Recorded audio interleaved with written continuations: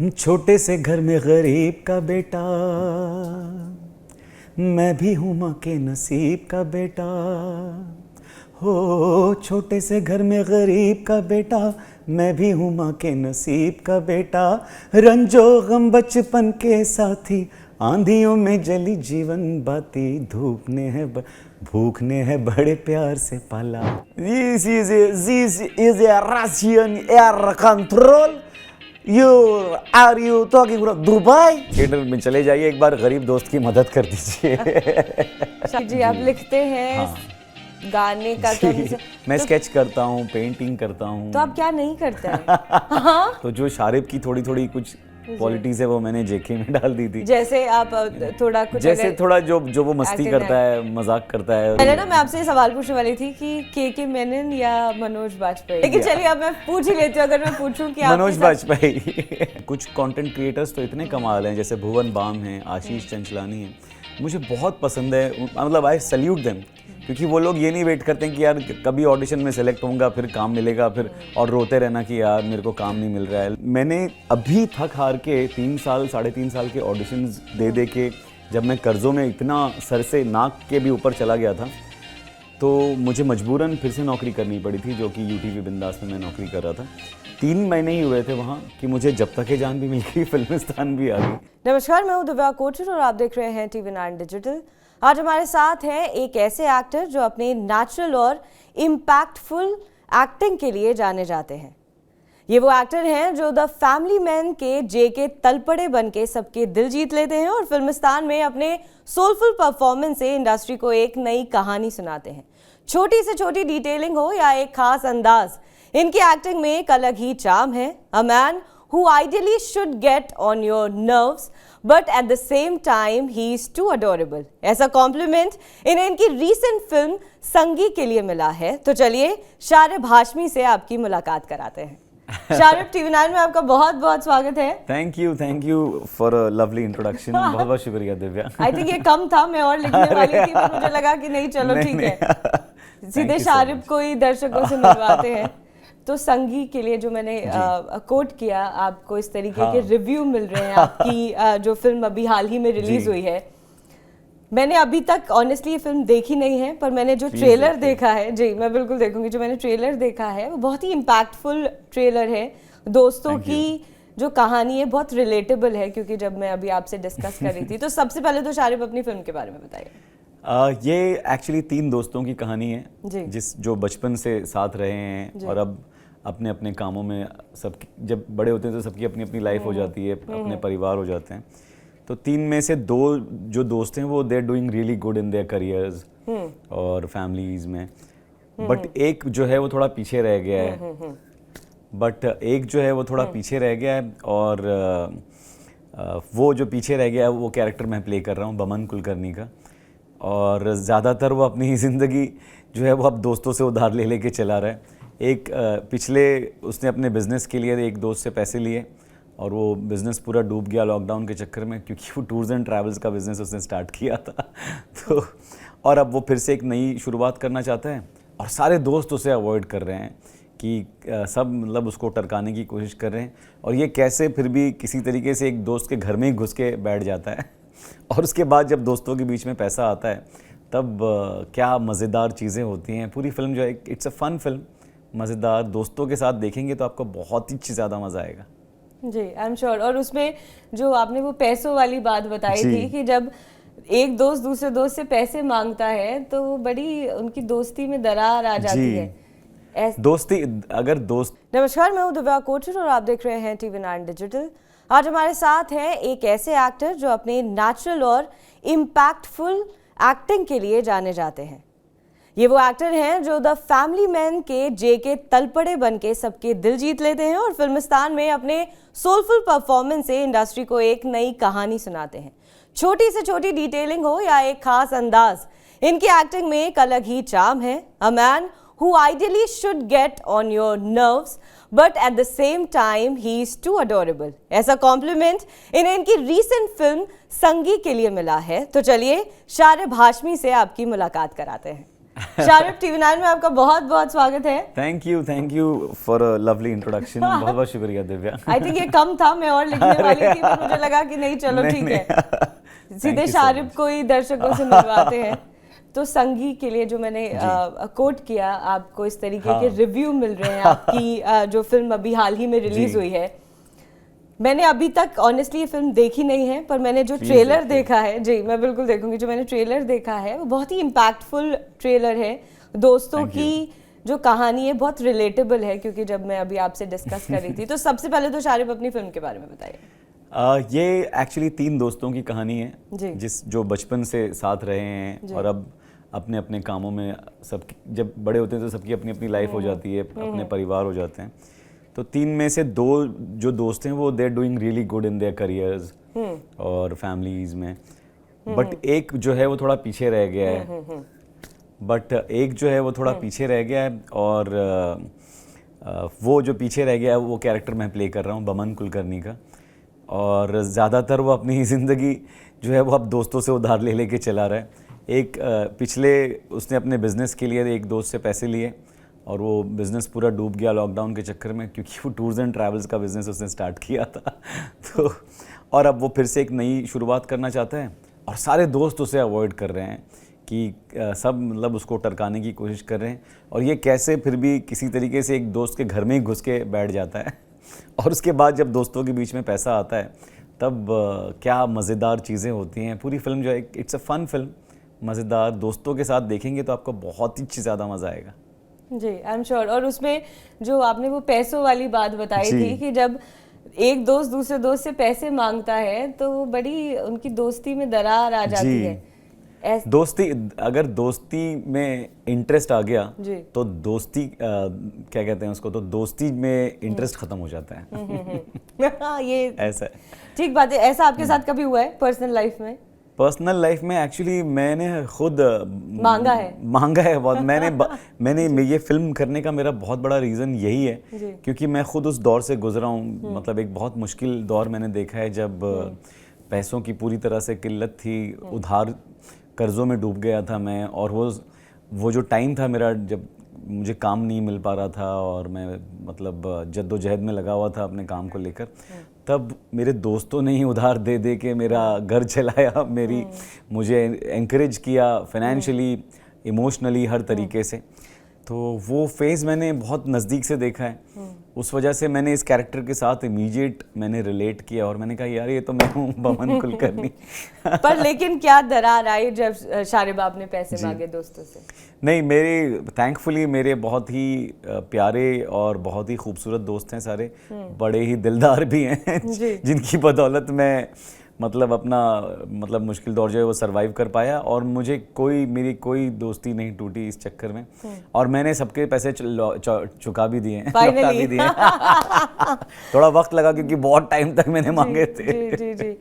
शारिब, बॉलीवुड में दोस्त बनाए हैं शारिब ने? काफ़ी समय हो गया है आपको इस इंडस्ट्री में। कितने दोस्त हैं शारिब आपके? इंडस्ट्री में बहुत सारे दोस्त हैं मेरे।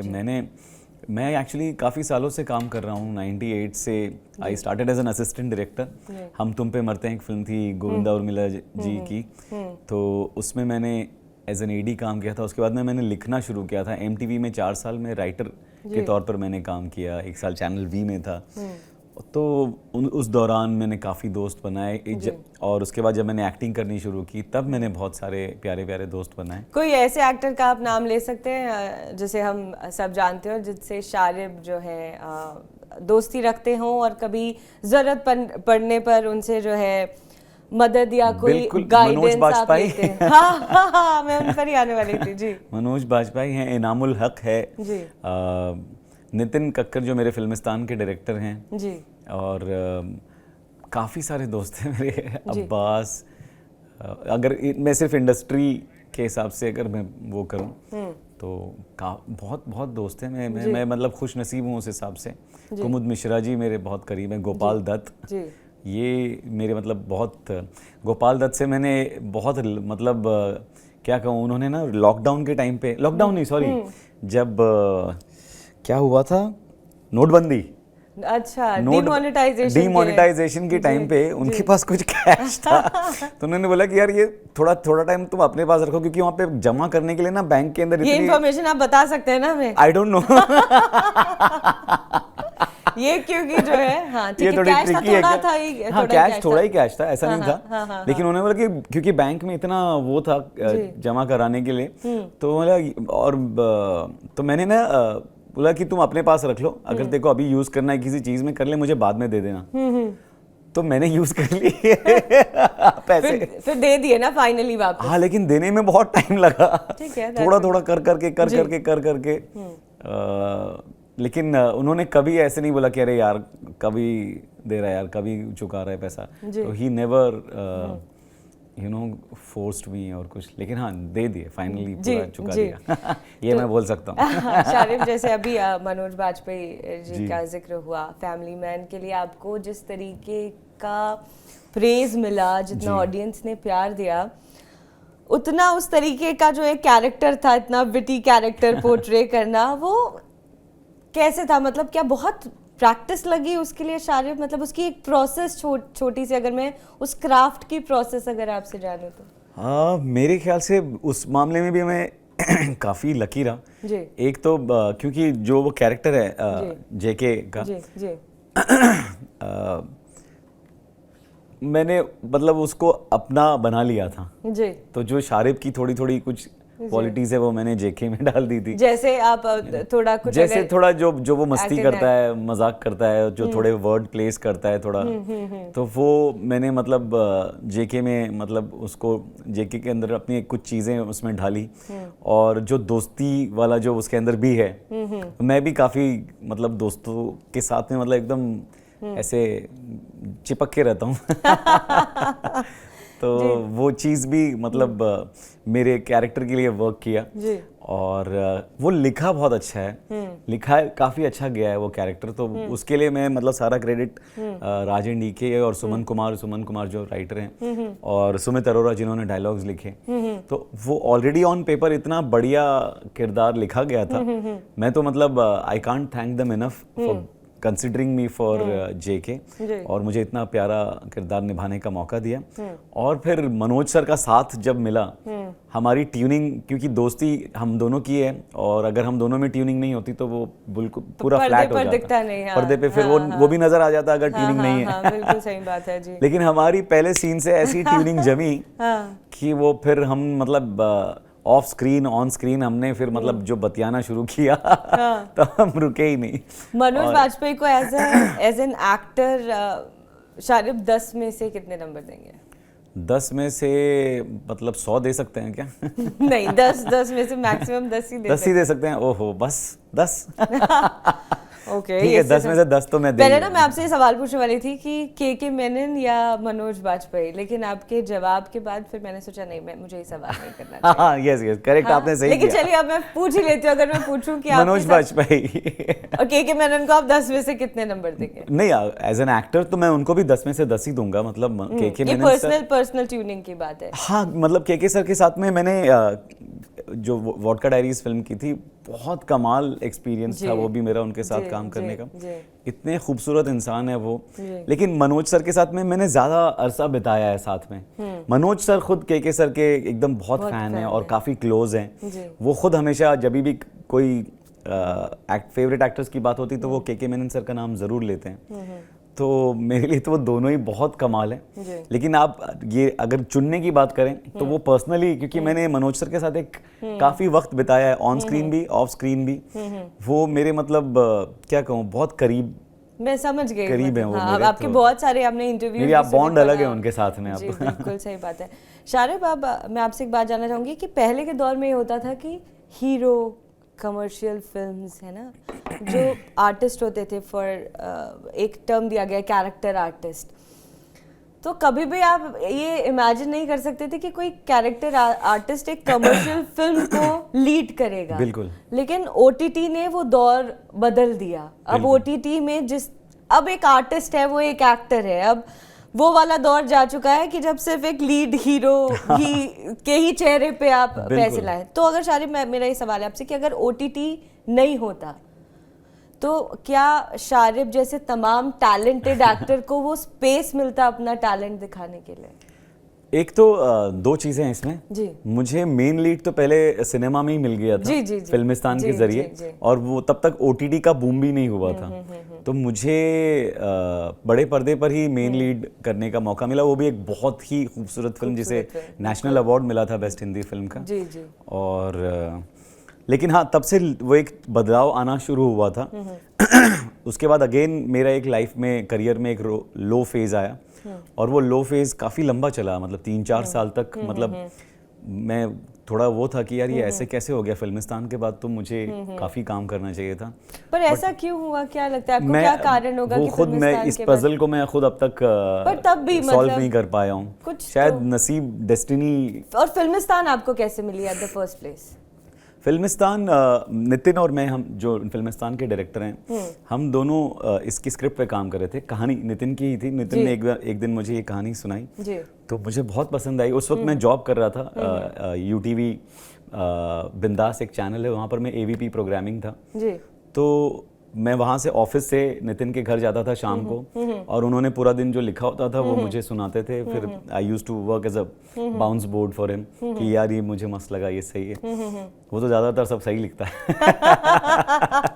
फिर मैंने उस फिल्म के डायलॉग्स पे काम किया। I wrote the dialogues of Filmistaan. अच्छा। और जब हम लिख रहे थे तो नितिन ने बोला था कि यार ये कैरेक्टर ना, मतलब तेरे जैसा, इट्स यू। तो मैंने बोला कहाँ है यार, ये अपनी पहली फिल्म में मेन लीड में भी मुझे कहाँ कास्ट करेगा। बट उन्हें उस वक्त एक प्रोड्यूसर मिल गया थैंकफुली, और he made me audition for the main lead. और सौभाग्यवश प्रोड्यूसर्स को भी मेरा ऑडिशन पसंद आया, और ऐसे मतलब फिल्म मुझे मिल गई। और उसी दौरान जब तक है जान के लिए मैंने ऑडिशन दिया था, वहाँ भी मैं सेलेक्ट हो गया। तो मतलब मैंने अभी थक हार के 3-3.5 साल के ऑडिशंस दे के, जब मैं कर्जों में इतना सर से नाक के भी ऊपर चला गया था, तो मुझे मजबूरन फिर से नौकरी करनी पड़ी थी, जो कि यूटीवी बिंदास में मैं नौकरी कर रहा था। 3 महीने ही हुए थे वहाँ कि मुझे जब तक है जान भी मिल गई, फिल्मिस्तान भी आ गई। और लेकिन मैं इतना डरा हुआ था, मैं नौकरी नहीं छोड़ना चाहता था, क्योंकि वो जो लास्ट जो 3-3.5 साल थे ना, वो बहुत ही बुरे गुजरे थे फाइनेंशियली। मतलब ऐसा हो गया था कि कहाँ से अभी और पैसे कहाँ से लूँ यार, किससे लूँ? जिन से मैं पैसे मांग सकता था सबसे मांग चुका था। तो मजबूरीन मैंने नौकरी की। था। और जब ये काम मिला तो मैं नौकरी छोड़ना ही नहीं चाहता था, क्योंकि अब तो वापस से पैसे आने शुरू हुए थे, और ये फिल्म के शूट के भी कुछ खास पैसे मिल नहीं रहे थे। तो मैंने अपने बॉस से छुट्टी मांगी कि यार इतने टाइम की छुट्टी दे दो, क्योंकि मैं ये फिल्में करना चाहता हूँ। एक यश जी की फिल्म है जिसमें मुझे एक प्यारा कैरेक्टर प्ले करने को मिल रहा है। एक फिल्म है, छोटी सी इंडिपेंडेंट फिल्म है, जिसमें मैं मेन लीड कर रहा हूँ। तो उन्होंने बोला यार अभी तो तूने ज्वाइन किया है, 3 महीना हुआ है, कहाँ अभी मैं तेरे को 1.5 महीने की छुट्टी दूँ? तो मैंने कहा यार मेरी मतलब दिस इज़ माई पैशन, और मतलब I really want to do it, मुझे एक्टिंग करनी है यार।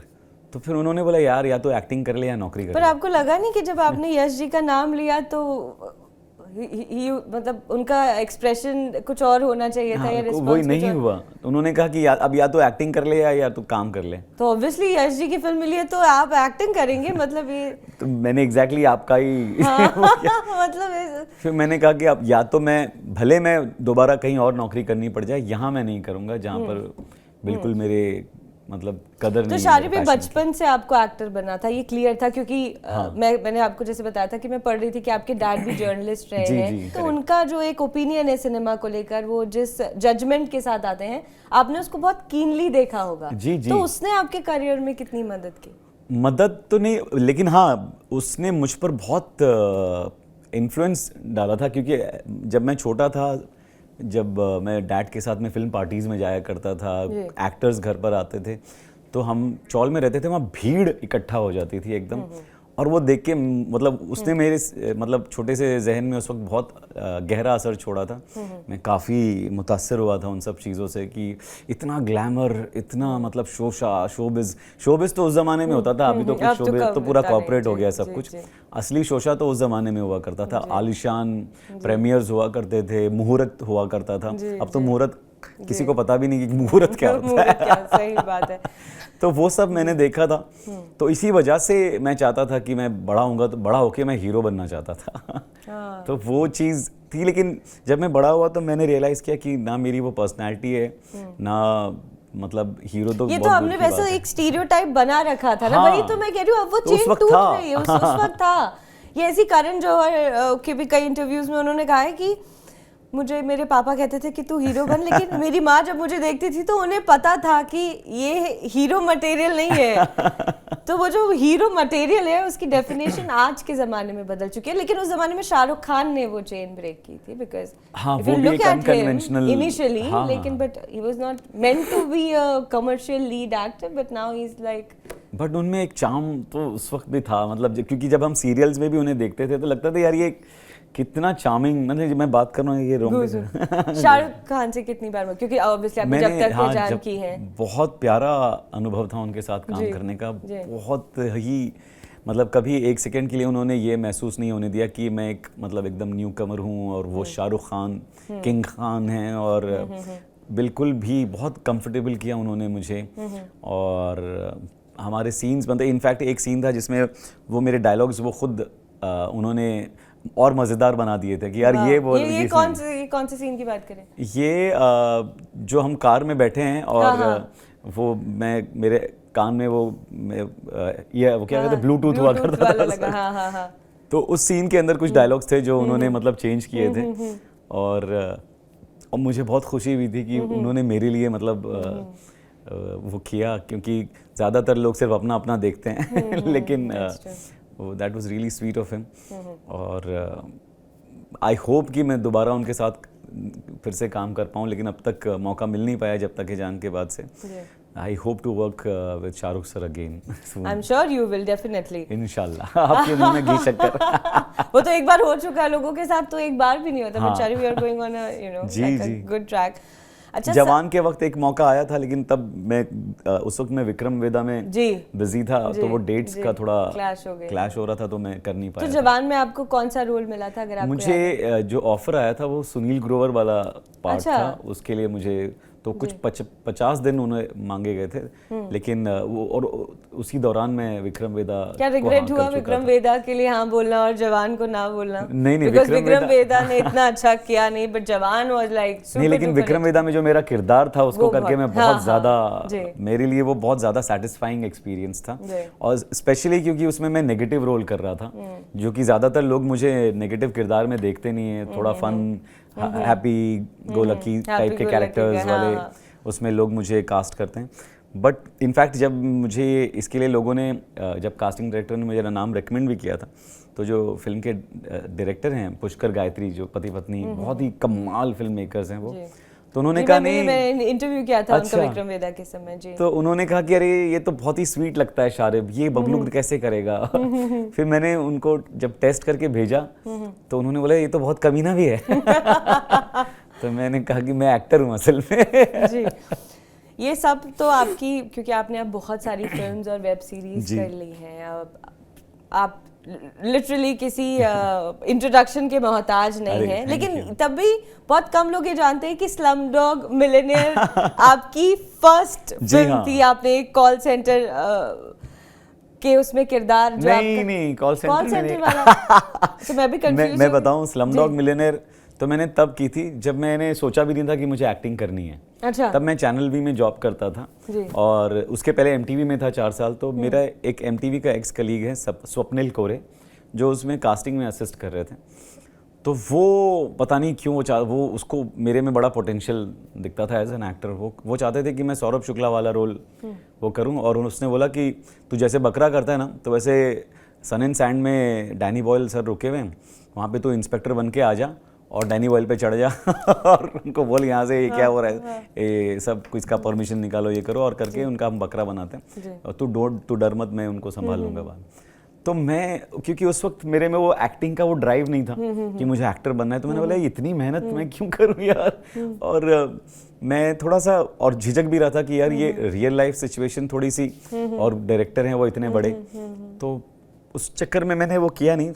तो उनको एक पेज वाला एक कैरेक्टर था, उसका कोई कहानी में कोई वो नहीं है, महत्व नहीं है कुछ। ऐसे ही एक सीन है, अगर कोई हिंदी फिल्म होती तो जूनियर आर्टिस्ट को खड़ा कर देते या कोई असिस्टेंट डायरेक्टर वो डायलॉग बोल के चला जाता। बट उसके लिए भी मेरा ऑडिशन लिया गया, डैनी बॉयल सर ने खुद मेरा ऑडिशन लिया, मेरे को क्यूज दिए दूसरे कैरेक्टर के। नो डाउट उस फिल्म को ऑस्कर मिला। जी, तो वो एक पेज का सीन था और मैंने उसमें एक लाइन इम्प्रोवाइज की एक पेज के सीन में। अच्छा। और डैनी सर इतने हंसे थे। तो क्या लाइन थी आपको याद है? मैं कैसे भूल सकता हूँ। लेंडी मेरी बॉर्डर पे है भाई। ये आपने किया था, इसको रीराइट किया था? हाँ, ये रीराइट मतलब मैंने इम्प्रोवाइज किया था, वो तो हर एक्टर करते हैं, हर एक्टर करता है, तो वो मैंने किया, लेकिन उन्होंने वो स्क्रिप्ट में ऐड किया। और जब मैं शूट पर पहुंचा तो उन्होंने, डैनी सर ने बोला देखो आपने जो इम्प्रोवाइज किया था, we have added that in the script, you are part of the script also now. ये कितनी खूबसूरत बात है ऐसे एक्नॉलेज करना। तो पर जब उस फिल्म को ऑस्कर मिला तब शारिब अंदर से लगा कि मैं मतलब छाती चौड़ी हो गई थी एकदम, खतरनाक। बहुत लोग और जो मेरे दोस्त थे वो सब तो अरे तू तो मतलब ऑस्कर विनर का हिस्सा हो गया। बिल्कुल, दैट इज ट्रू, राइट? हाँ। बट अब तो सब बहुत कुछ देख लिया है शारिब आपने, अब आप उस मुकाम पर आ गए हैं कि अब वो और बेटरमेंट के तरफ लेकर जाता है, क्योंकि अब आपसे ऑडियंस की भी एक्सपेक्टेशंस बहुत ज्यादा बढ़ गई हैं। तो अब क्या इरादा है, अब किस तरीके की फिल्म में काम करने का सोच रहे हैं, या किन डायरेक्टर्स के साथ काम करने का विचार कर रहे हैं, या सिर्फ स्क्रिप्ट के बेस पे शारिब काम करें? नहीं, मैं बिल्कुल डायरेक्टर्स के साथ काफ़ी इच्छा है, बहुत लंबी लिस्ट है डायरेक्टर्स की, मुझे काफ़ी लोगों के साथ काम करना है जी। और राजू हिरानी सर के साथ काम करना है, मुझे विक्रमादित्य मोटवाने साहब के साथ काम करना है। उनके साथ एक फिल्म में मैंने एक छोटा सा पार्ट किया था, गेस्ट अपीयरेंस भावेश जोशी में। ब्लैक वॉरेंट देखिए अभी हाल ही में? 2 एपिसोड कंप्लीट किए हैं, कमाल, पूरा देखना है, 100% देखना ही देखना है। मतलब उसमें जो राहुल भट्ट जी ने, क्योंकि अब मुझे वो हिना के टाइम से याद थे, और अब जो राहुल भट्ट की जो मैं कंप्लीट करके सबसे पहले कॉल जो है मैं राहुल को ही करने वाला हूँ, क्योंकि इतना तोड़फोड़ परफॉर्मेंस है। राहुल मेरे भाई। चार्ल्स शोभराज का जो उन्होंने छोटी छोटी स्लाइड एंट्री की है, चार्ल्स शोभराज प्ले किया है। आई थिंक आपको अब ब्लैक वॉरेंट जैसी सीरीज आई थिंक इंशाल्लाह। मुझे लगता है इसके थ्रू उन तक मैसेज पहुंच जाए आपका, या आप वैसे भी पहुंचा सकते हैं। मैं मोटवाने भाई को बोलने वाला हूँ कि अब तो कर लो यार साथ में काम प्लीज। उनके साथ काम करना है, अभिषेक चौबे के साथ काम करना है, अनुभव सिन्हा सर के साथ काम करना है, अनुराग कश्यप साहब के साथ काम करना है, दिबाकर बैनर्जी सर के साथ काम करना है। तो बहुत सारी। पर शारिब बाबा आपको ऑडिशन नहीं देना पड़ता? अब ज़्यादातर नहीं देना पड़ता।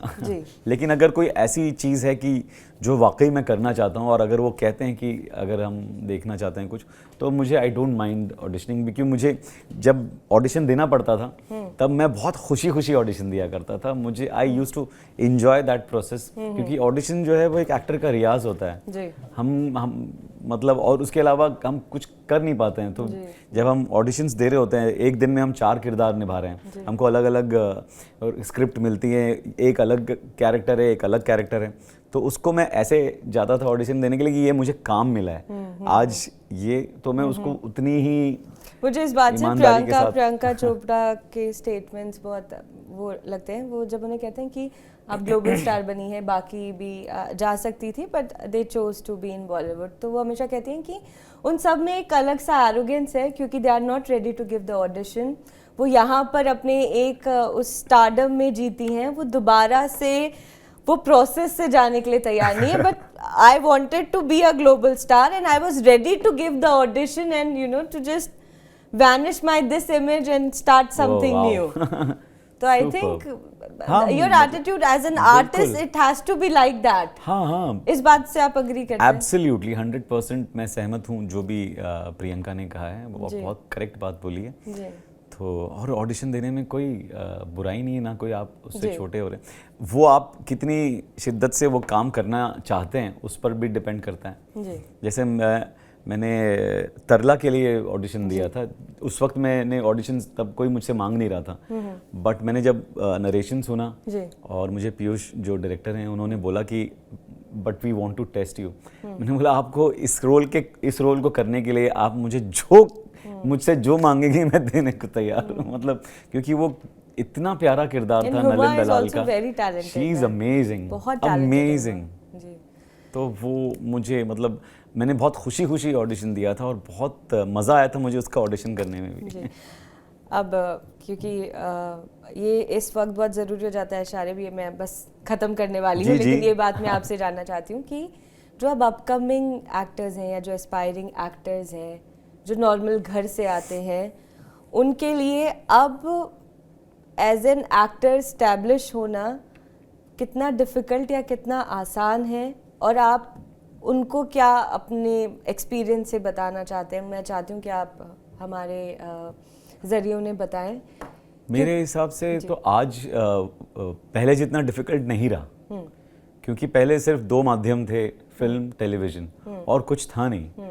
आज आपके पास मतलब बहुत बड़ा एक प्लेटफॉर्म है, सोशल मीडिया, जहाँ पर लोग जो कंटेंट क्रिएटर्स हैं वो खुद अपना कंटेंट क्रिएट करके प्रेजेंट करते हैं और खुद ही शूट करते हैं, खुद ही लिखते हैं, खुद ही इनैक्ट करते हैं, खुद ही डायरेक्ट करते हैं, खुद एडिट करते हैं, और इतना बढ़िया काम करते हैं। कुछ कंटेंट क्रिएटर्स तो इतने कमाल हैं, जैसे भुवन बाम हैं, आशीष चंचलानी हैं, मुझे बहुत पसंद है, मतलब आई सैल्यूट देम, क्योंकि वो लोग ये नहीं वेट करते हैं कि यार कभी ऑडिशन में सेलेक्ट होऊंगा फिर काम मिलेगा, फिर और रोते रहना कि यार मेरे को काम नहीं मिल रहा है। लोग कभी कभी मुझे रास्ते में कोई मिल जाता है और कहता है कि सर 4 महीने हो गए अभी तक मतलब मेरे को काम नहीं मिला है। तो मुझे लगता है कि लोगों का सब्र का जो वो है ना, पेशेंस, वो ख़त्म हो रहा है। Patience is the key. बहुत वक्त देना पड़ता है, बहुत समय देना पड़ता है, और अगर आप मतलब पागलपन की हद तक, जब तक आपके सर पे जुनून नहीं सवार है कि मुझे ये काम करना है, मतलब एक्टिंग के अलावा मेरी ज़िंदगी में और कुछ नहीं है, और अगर आपको इस प्रोफेशन से प्यार है तब ही आप यहाँ पर आइए, और अगर आएँ तो सर पे कफन बांध के आइए, क्योंकि बहुत कठिन है डगर पनघट की। तो हर चीज़ को मद्देनज़र रख के आप उतरिए, बिल्कुल बेशक उतरिए। और आज OTT है, सिनेमा है, टेलीविज़न है, इंटरनेट है, बहुत सारी चीज़ें, लेकिन जितने सारे एवेन्यूज़ हैं उतना ही कंपटीशन भी उतना ही बढ़ गया है। तो लेकिन सारे वाइस वर्ड्स, ये बहुत ज़रूरी था, लेकिन अभी भी वो चेन चली आ रही है। मतलब नेपोटिज्म तो मैं शब्द नहीं लूँगी, लेकिन एक बायस्डनेस जो है वो सब फील्ड में, वैसी इंडस्ट्री में भी है। हर तो जगह लगता है कि बॉलीवुड बायस्ड है अभी भी, क्योंकि गोविंदा जी की जो वाइफ है सुनीता, उनका एक बयान आया था कि ये अपनी एक गैंग में रहते हैं, अपनी एक इनकी चेन चलती है, इनका एक अपना नेपोटिज्म है, क्योंकि गोविंदा की बेटी को इतना काम नहीं मिल रहा है तो वो उसको काम नहीं देंगे। और ये तो बड़ा कॉन्ट्राडिक्टरी चीज़ हो गया ना। वही मुझे लगता है कि वो तो खुद इतने बड़े स्टार हैं जी, गोविंदा तो, हाँ, तो अगर वो अपने बच्चों को अगर वो नहीं कर पा रहे हैं तो यानी कि वहीं पे बात बायसनेस की ख़त्म हो जाती है कि कैसे वो क्यों नहीं कर पा रहे हैं। जब यश जी के बेटे, यश जी अपने बच्चे को मतलब वो नहीं कर पाए, सक्सेसफुल बहुत बड़ा स्टार नहीं बना पाए, तो फिर राजेंद्र कुमार साहब ने कितनी बार कोशिश की कि कुमार गौरव साहब को वो करें, लेकिन पर एट द एंड आप बिलीव करते हो कि टैलेंट ही चलता है? मेरे ख्याल से नसीब भी बहुत इम्पॉर्टेंट फैक्टर है और बहुत बड़ा रोल प्ले करता है, और लेकिन आपको अपनी तरफ से 100% देना ही पड़ता है, चाहे कुछ भी हो जाए, नसीब साथ दे या ना दे, लेकिन आपको अपनी तरफ से 100% देना पड़ता है। आपको उतनी ही मेहनत करनी पड़ती है, उतनी शिद्दत से काम करना पड़ता है और ख़ुद को तैयार रखना पड़ता है, ताकि जब मौका मिले तो आप उसमें मतलब कम ना उतरें। और हाँ, नसीब इम्पॉर्टेंट है, लेकिन मुझे बायसनेस भी है और नेपोटिज्म भी है, उसमें मुझे कोई, यहाँ सबका अपना अपना नसीब है, सबकी अपनी अपनी जर्नी है, सबका अपना अपना रास्ता है, तो कोई किसी का लेकर नहीं मतलब चला जाता है या कोई किसी का काम नहीं खा रहा है। मुझे लगता है जिसको जो मिलना होता है वो मिलकर ही रहता है। देर सवेर सबको, अगर आप टिके रहते हैं ना, तो देर सवेर आपको आपका जुम्मा ऊपर वाला अता करता ही है। शायद एक्टिंग के अलावा भी कोई टैलेंट है? सिंगिंग, पोइट्री, कुछ ऐसा करते हैं? सिंगिंग तो करते हैं काफी, सिंगिंग तो करते हैं, सिंगिंग का तो आखिरी लिखता भी हूँ, क्योंकि पहले तो मैं राइटर था काफी सालों तक। जी, आप लिखते हैं। हाँ, गाने का तो मैं स्केच करता हूँ, पेंटिंग करता हूँ। तो आप क्या नहीं करते हैं? हाँ, डांस भी आप कर ही लेते हैं, आप सब कुछ कर लेते हैं, तो फिर तो कुछ। और अभी अगले साल इंशाल्लाह मुझे डायरेक्ट करना है, तो वो इस साल मेरा सबसे बड़ा रेजोल्यूशन है, मैनिफेस्टेशन है। मैं अपना स्क्रिप्ट लिख के कंप्लीट करके अगले साल फ्लोर पर उतरूंगा एज डायरेक्टर जी इंशाल्लाह, अगर जी। सब कुछ सही रहा तो। जी। क्लोजिंग में आपकी 2 लाइन से जी। करूं, आप कुछ सुनाएंगे? आप कुछ मैं सुनाऊंगा? ओपनिंग मैंने कर दिया, 2 लाइन एंड मैं क्या सुनाऊं? जो भी आपका मन हो। एक गाना मुझे बहुत ही ज़्यादा पसंद है और मैं उससे बहुत मतलब हमेशा जब भी सुनता हूँ तो मतलब एक ये दिल का हाल सुने दिल वाला, सीधी सी बात न मिर्च मसाला, ये जो राज कपूर जी का गाना है वो मुझे बेहद पसंद है। उसका एक अंतरा है खासकर, छोटे से घर में गरीब का बेटा, मैं भी हूँ माँ के नसीब का बेटा, हो छोटे से घर में गरीब का बेटा, मैं भी हूँ माँ के नसीब का बेटा, रंजो गम बचपन के साथी, आंधियों में जली जीवन बाती, भूख ने है बड़े प्यार से पाला, भूख ने है बड़े प्यार से पाला, सीधी सी बात न मिर्च मसाला, कह के रहेगा कहने वाला, दिल का हाल सुने दिल वाला। क्या बात है शायद, Thank too you. Good, Thank you so much. Very good. एक और रिक्वेस्ट आई है लास्ट, हाँ। फाइटर का डायलॉग आपसे। Fighter please. फाइटर का डायलॉग, take फाइटर बड़ा ही मज़ेदार बहुत। एक्सपीरियंस रहा था मेरे लिए, जी। क्योंकि जब मुझे सिद्धार्थ आनंद साहब ने अपने ऑफिस बुलाया और उन्होंने बोला कि एक सीन है, आई नो मतलब कि ये पूरा मैं I am offering you a cameo, वो भी 1 scene, but I want you to do this. और जब उन्होंने ऐसे कहा तो और जब मैंने सीन पढ़ा तो मैं बोला अरे यार ये तो इतना मज़ेदार सीन है, ये तो मैं कूद के करूँगा। This is a Russian air control. Are you talking from Dubai? Yeah, ऐसा कुछ तो था। बॉक्स हम आपसे तो मुझे लगता है बात खत्म नहीं होगी, फिर आपसे TV9 पर मुलाकात करेंगे। Definitely. And all the very best Thank you. For your upcoming project, and I am sure कि संगीत जितने लोगों तक अब पहुंचती जाएगी, लोग उसे बहुत प्यार देंगे। तो मैं अपनी तरफ से कहना चाहती हूँ कि please go and watch the film, it is a beautiful film, आप उससे बहुत रिलेट करेंगे, और अगर आपकी जिंदगी में दोस्त हैं तो ये फिल्म देखने जरूर जाइए। प्लीज थिएटर में चले जाइए, एक बार गरीब दोस्त की मदद कर दीजिए। शारिफ, ये ज्यादा नहीं, ये मेरी फिल्म का डायलॉग है। अच्छा फिर ठीक है। गरीब दोस्त की मदद करो ना। Sharif, thank you so much for Thank talking you to so TV9 and all the very best and hope Thank to you. see you super soon. Inshallah, very soon. Thank you so much, Divya. Thank you.